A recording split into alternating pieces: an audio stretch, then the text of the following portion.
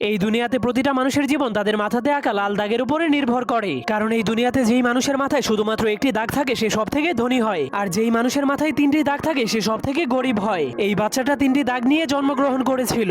এরপর সে ধীরে ধীরে বড় হওয়ার পর সে দেখতে পায় তাকে শুধু গরিব মানুষের সাথেই থাকতে হয়, আর যাদের মাথায় দুইটি দাগ আছে তাদের গোলামি করতে হয়। এমনকি তাকে দুই দাগওয়ালা মানুষের জন্য সারাদিনই কাজ করতে হয়, যার ফলে দুই দাগওয়ালা মানুষের বাচ্চারা তাকে মারলেও সে কিছুই বলতে পারতো না। এজন্য সে একদিন লুকিয়ে লুকিয়ে তার কপালের একটা দাগকে মুছে ফেলে। এরপর কাউকে কিছু না বলেই লুকিয়ে লুকিয়ে দুই দাগওয়ালা মানুষের রুমের মধ্যে চলে যায়। কিন্তু সে ভিতরে যাওয়ার পর দেখতে পায় সব দুই দাগওয়ালা মানুষের এক দাগওয়ালা মানুষের একদমই চাকরের মতো সেবা করছে, যা দেখার পর সে অনেক অবাক হয়ে যায়। এরপর সে বুদ্ধি খাটিয়ে তার আরেকটা দাগকেও মুছে ফেলে। কিন্তু যখন দুই দাগওয়ালা মানুষেরা দেখতে পায় তার কপালে এক দাগ, তখন তারাও তার সেবা করতে শুরু করে দেয়। তখন সে জীবনের প্রথমবার এত সম্মান পেয়ে অনেক খুশি হয়ে যায়। কিন্তু তখনই হঠাৎ করে উপর থেকে একটা মেশিন চলে আসে। এরপর সকল এক দাগওয়ালা মানুষদেরকে টেনে টেনে উপরে নিয়ে যায়। এরপর সেই মেশিন তাদের মাংসগুলোকে কেটে কেটে তিন দাগওয়ালা মানুষদেরকে খাওয়ার জন্য